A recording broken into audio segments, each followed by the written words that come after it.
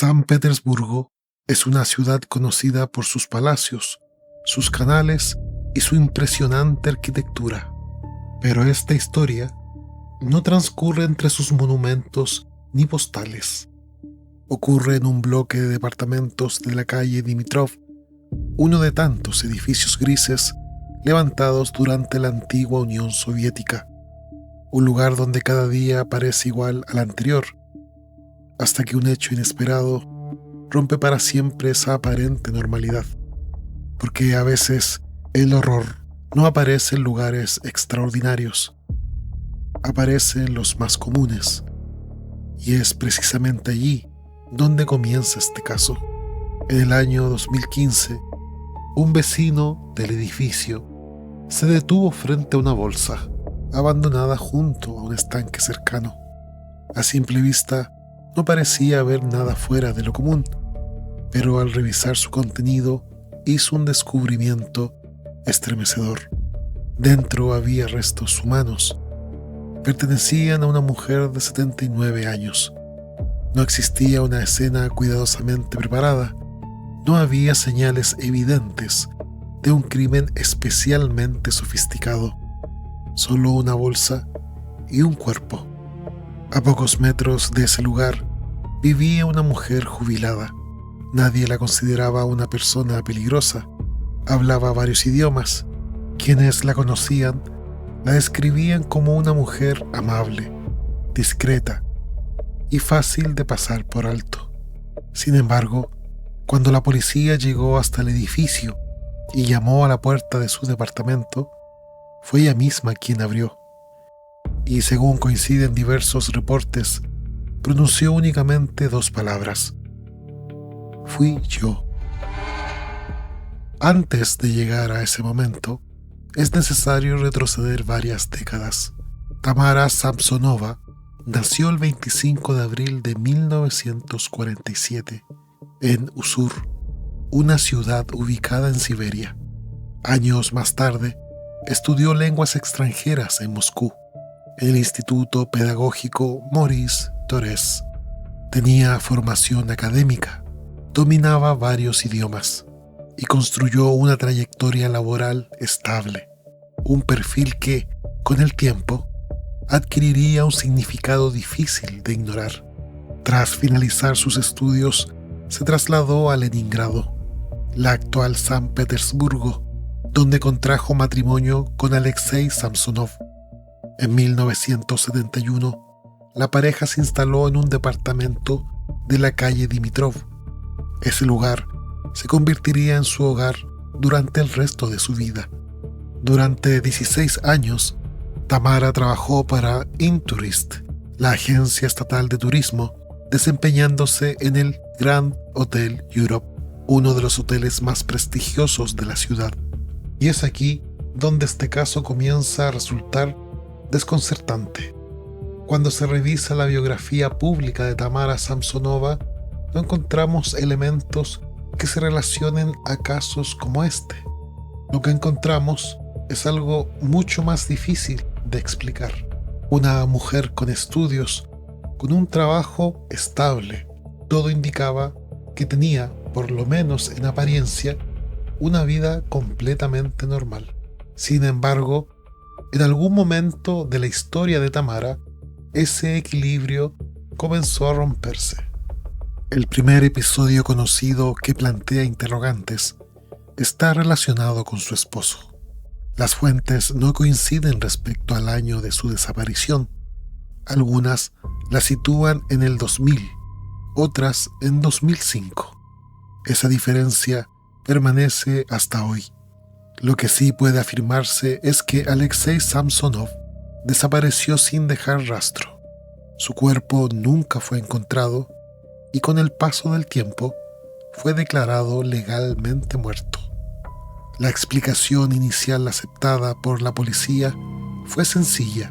Tamara sostuvo que su esposo había abandonado el hogar para marcharse con otra mujer y que jamás regresó. Durante años, esa explicación parecía suficiente, pero después de 2015, aquella desaparición comenzó a ser observada bajo una perspectiva completamente distinta. Con el paso de los años, Tamara comenzó a arrendar habitaciones de su departamento. El 6 de septiembre de 2003, durante una discusión, dio muerte a su inquilino, Sergei Potanin, de 44 años. Posteriormente, el cuerpo fue desmembrado y abandonado cerca del mismo edificio donde ella vivía. Después de ese episodio, el caso vuelve a sumirse en el silencio. Durante aproximadamente 12 años, no existe información pública que vincule a Tamara Samsonova con nuevos homicidios. 12 años en los que, al menos según los antecedentes conocidos, nada parecía alterar la rutina. Hasta el año 2015. En marzo de ese año, una amistad en común le pidió a Valentina Nikolaevna Ulanova, de 79 años, que acogiera temporalmente a Tamara mientras se realizaban reparaciones en su departamento. Valentina aceptó. Sin embargo, aquella decisión marcaría el inicio del último capítulo de esta historia. Al principio, la convivencia transcurrió con aparente normalidad. Dos mujeres mayores compartiendo un departamento pequeño, una rutina cotidiana. Tamara colaboraba con las tareas del hogar y al menos en un comienzo no existían conflictos visibles entre ambas, pero esa convivencia fue deteriorándose con el paso del tiempo. Cuando las reparaciones terminaron en julio de 2015, Valentina le pidió a Tamara que regresara a su propio departamento, pero Tamara se negó.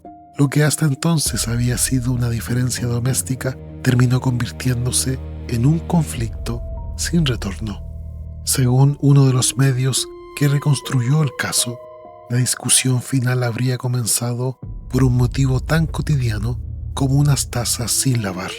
A partir de ese momento, los hechos adquirieron un carácter completamente distinto. Tamara viajó hasta Pushkin, donde convenció a un farmacéutico para venderle Fenazepam, un sedante cuya adquisición requiere receta médica. De regreso, compró una ensalada Olivier, el plato favorito de Valentina, y mezcló el medicamento con la comida.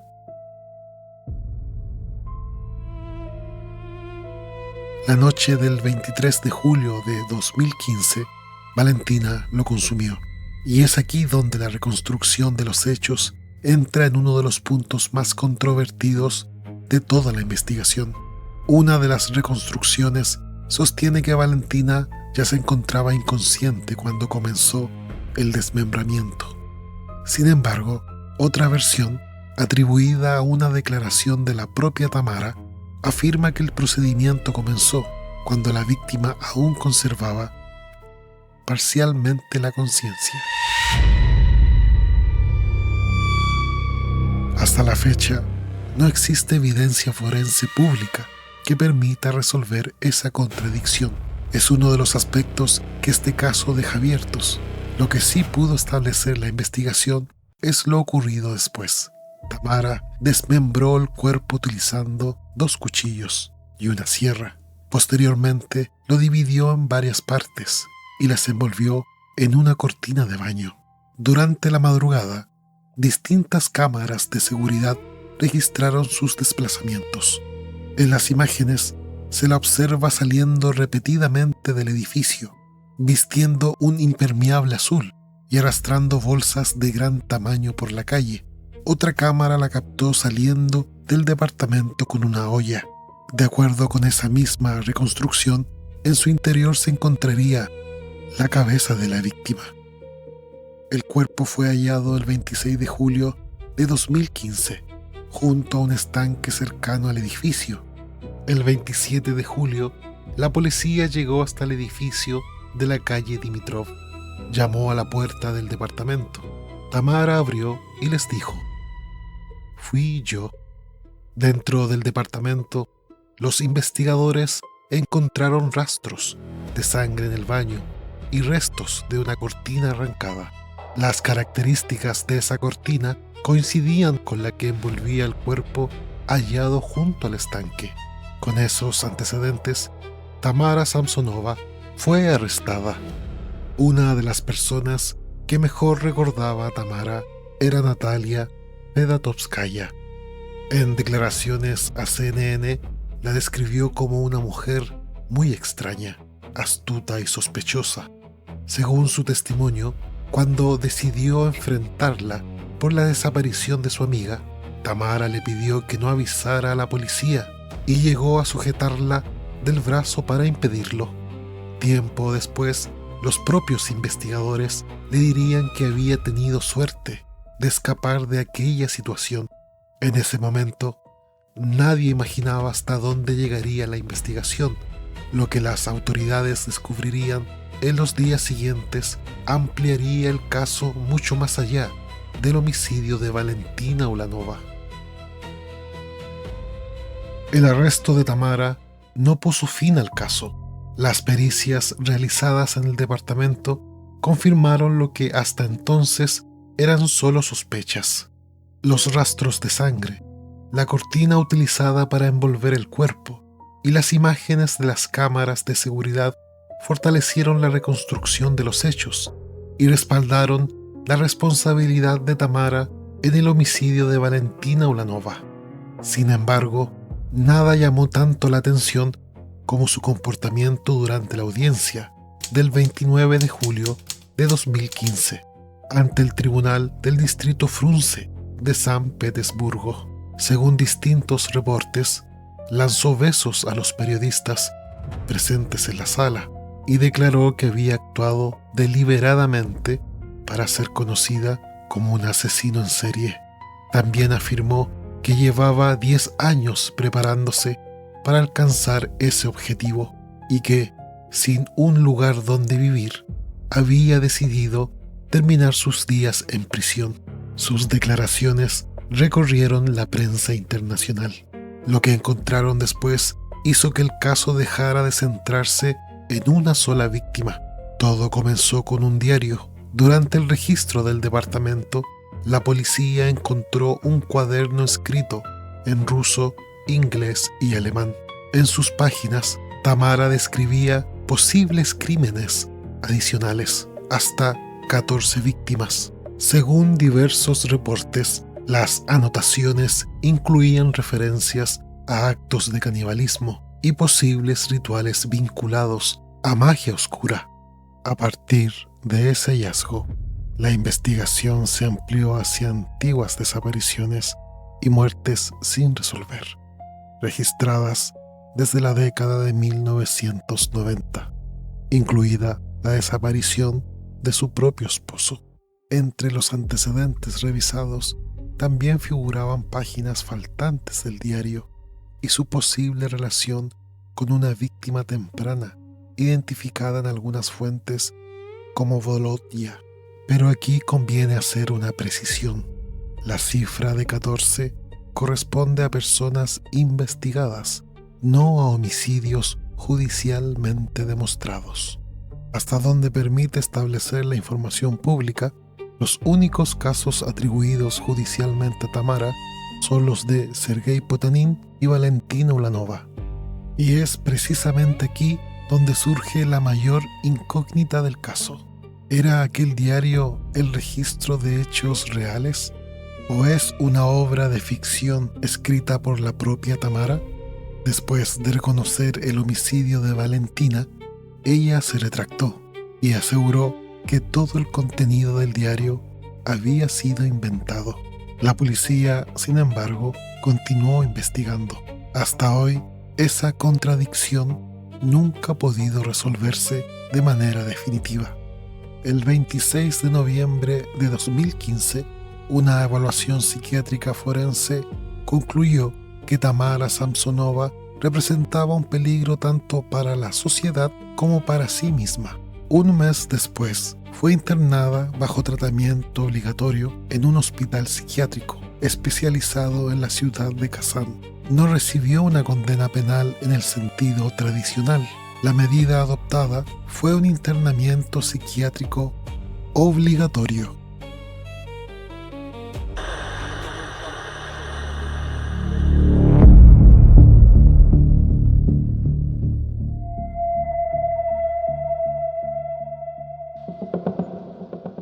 ¿Cómo una persona que durante años llevó una vida aparentemente normal termina cometiendo actos de esa naturaleza? Probablemente nunca podamos dar una respuesta completa a esa pregunta, pero la psicología sí nos permite aproximarnos a ella, siempre y cuando sepamos distinguir entre lo comprobado, las hipótesis y lo que no sabemos, porque comprender no significa justificar. Uno de los pocos antecedentes con los cuales contamos respecto a la salud mental de Tamara es que ella, por lo menos en 3 ocasiones, fue hospitalizada por motivos psiquiátricos. Sin embargo, las fuentes públicas no son precisas respecto a los lugares y momentos en que Tamara fue hospitalizada, ni tampoco revelan los diagnósticos médicos. Sin embargo, esa falta de información dio origen a diversas hipótesis. La más repetida por la prensa es la posibilidad de que Tamara sufriera esquizofrenia. Pero este diagnóstico nunca fue oficial ni tampoco se dio a conocer públicamente. La esquizofrenia es una enfermedad mental grave donde la persona puede ver alterada su manera de pensar, percibir e interpretar la realidad. Sin embargo, si fuera el caso que Tamara realmente sufre de esquizofrenia, no sería suficiente para explicar todos los crímenes que ella cometió. Hoy existen muchas personas que sufren de esta enfermedad que nunca incurren en crímenes como los que Tamara realizó, por lo cual adjudicarlo a esa enfermedad que nunca fue confirmado oficialmente sería una irresponsabilidad. La evaluación psiquiátrica realizada en noviembre de 2015 determinó que Tamara era un peligro para la sociedad como para sí misma. Sin embargo, este diagnóstico solo evaluó la peligrosidad que representa Tamara, no es un diagnóstico clínico, por lo cual no hay que confundirse porque no es lo mismo. Según distintos testimonios y reportes, informan que Tamara expresó un gran deseo de ser famosa y popular. Un vecino de ella informó que Tamara tenía una fuerte atracción y admiración por un asesino en serie llamado Andrei Chikatilo y que ella recopilaba información de él. Otra vecina la describió como una mujer astuta y sospechosa. Y también, como vimos, la actitud que Tamara tuvo durante la audiencia llamó la atención de los periodistas, porque se veía conforme con la atención que recibía e incluso lanzaba besos a los periodistas. Todos estos elementos por sí solos no explican los crímenes que Tamara cometió, pero sí nos ayudan a entender el gran interés que despertó Tamara en investigadores y periodistas. Lo más desconcertante de este caso es el contraste. Por un lado, tenemos una mujer con formación académica, trabajo estable y una rutina normal. Pero por otro, esa misma mujer fue capaz y de hecho cometió actos atroces. Quizás ese contraste es el motivo por el cual este caso sigue llamando tanto la atención hasta el día de hoy. Debemos reconocer los límites que tenemos respecto a la información pública y confirmada sobre la vida de Tamara, de algún evento que afectó su infancia o su juventud y que pudo influenciar en el desarrollo de una enfermedad mental. Y después de analizar todo el caso, permanece una pregunta imposible de responder con certeza. Si todo crimen comienza mucho antes de convertirse en un acto, ¿en qué momento Tamara Samsonova cruzó el umbral criminal? ¿Fue una decisión puntual, un proceso gradual? ¿O pasó años entrando y saliendo de ese umbral hasta el punto que ya no hubo regreso?